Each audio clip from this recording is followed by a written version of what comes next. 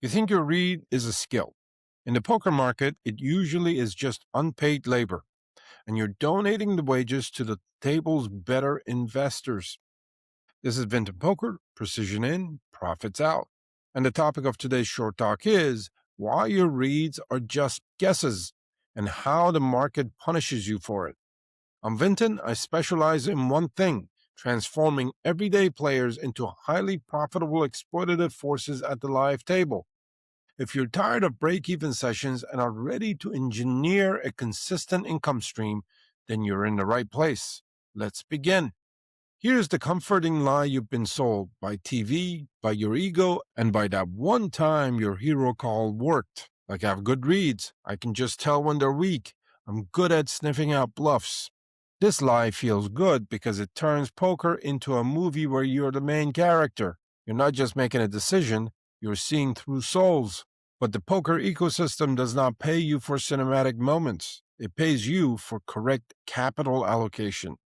And reads, in the way that most low to mid stake players use the word, are not a decision system. They are a story generator. A read without verification is not information. It's just a guess that you emotionally endorse. And the market punishes guesswork with 100% efficiency, just not immediately. It punishes you slowly, quietly, in $50 increments, in $100 increments, in forms of curiosity calls. That's what most of you are doing on the river. You're not bluff catching. You're buying information you can't monetize. If you want to buy information, that's fine. But in my business, you either monetize information or you're just paying tuition. And most of you are just paying tuition forever. Let's get clinical. At live 1-2 to 2-5 games, the population makes predictable mistakes. They call too much, they bluff too little, they overvalue pairs, they underbluff rivers. This game is an ATM for players who can do one thing: quantify reality. But the reads crowd doesn't qualify anything. They narrate. They see one data point, one shoulder shrug, one sigh, one chip fumble, and they convert that into a conclusion that costs multiple buy-ins. That's not poker skill. That's pattern superstition. And the reason it destroys you is simple. Poker is not about being right sometimes. Poker is about being right often enough at the price being offered. You don't need to be right.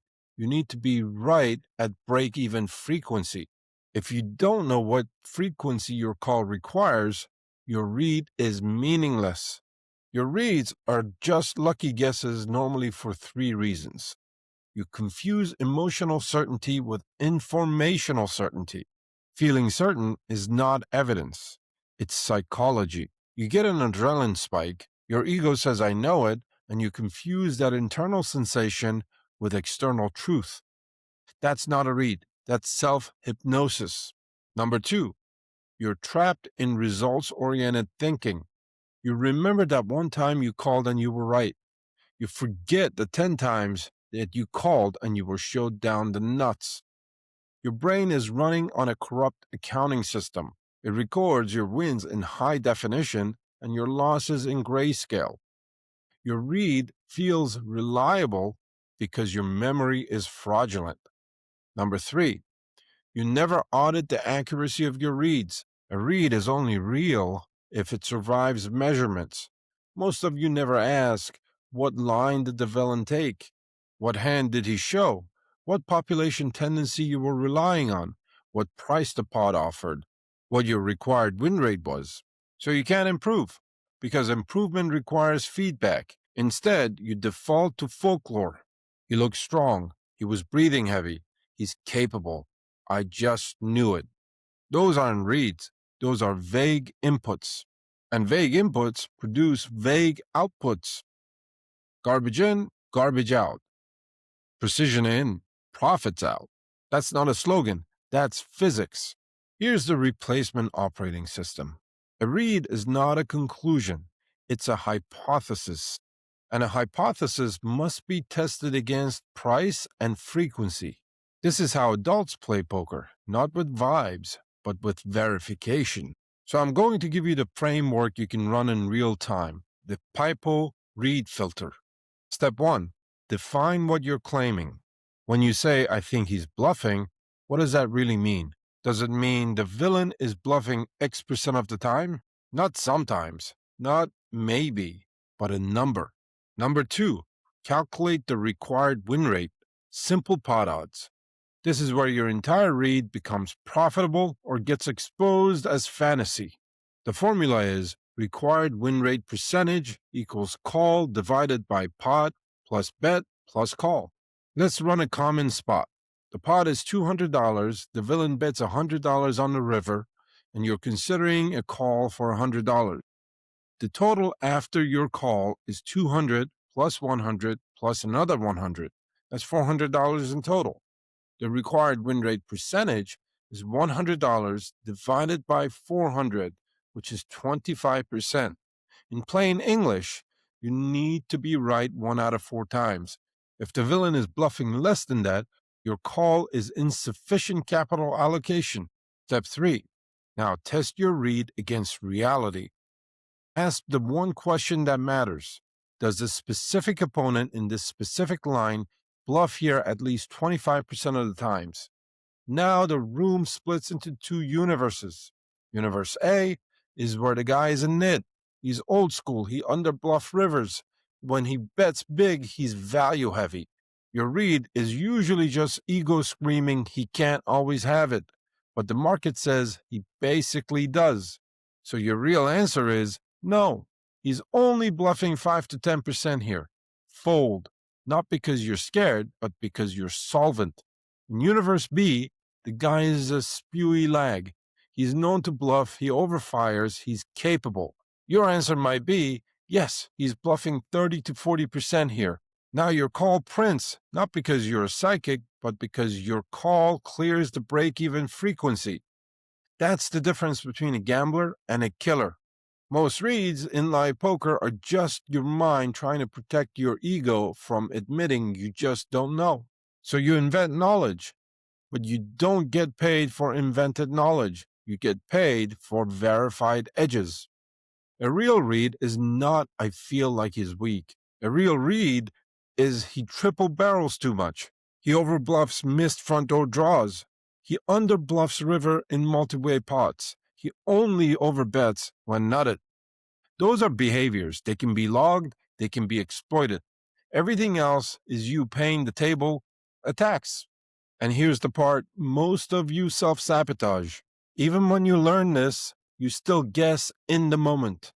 You do not need more confidence. You need validation. The market moves too fast for you to guess. If you want to know exactly how a solver logic applies to a specific exploit you just attempted, don't guess. Verify.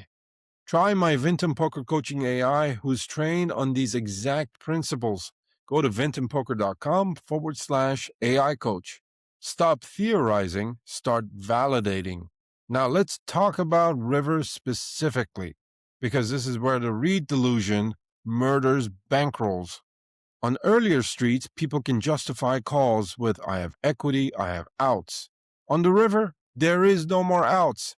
There is only the truth. So the river forces you to do math or just pay tuition. And most people choose tuition. They call because they want to know. And that's not a strategy. That's just shopping. If you call, you're making a purchase. You're purchasing a chance to win the pot. The price is the bet. The return is the pot. The required success rate is fixed. If you can't articulate the required success rate, you're not making a business decision. You're doing retail therapy. And here's what's going to sting. Most of you are losing money in spots where you think you're winning. Your reads are often reverse reads, confidence applied to the wrong population. If you cannot identify where your profit is leaking, you cannot plug it. If you want a ruthless audit of your game to see exactly where your capital is bleeding out, take the free Leak Hunter diagnostic assessment. The link is in the description, or just go to vintonpoker.com/Leak Hunter.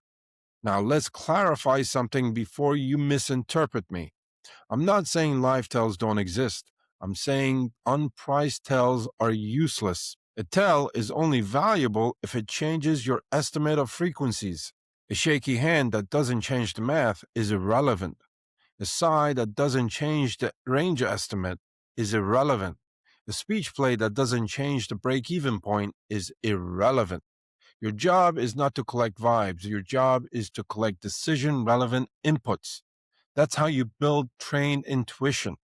You observe, you estimate, you act, you review, you calibrate. Over time, your intuition becomes fast because it's built on repetition of correct logic, not because you were born special. This is the PIPO path. Here's your next action. The thing you do at the table, not in the notebook you never open. The read receipt rule.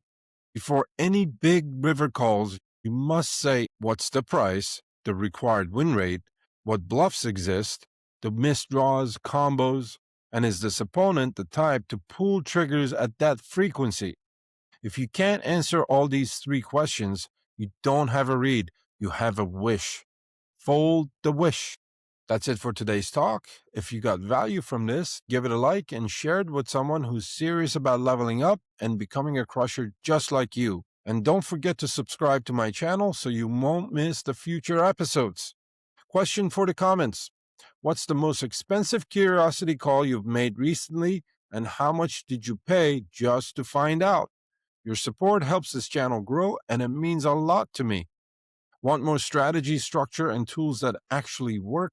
Head over to vintonpoker.com and join the free newsletter. And if you want to keep improving and crushing, watch this next video. I'm Vinton. Thanks for watching, and I'll see you in the next one.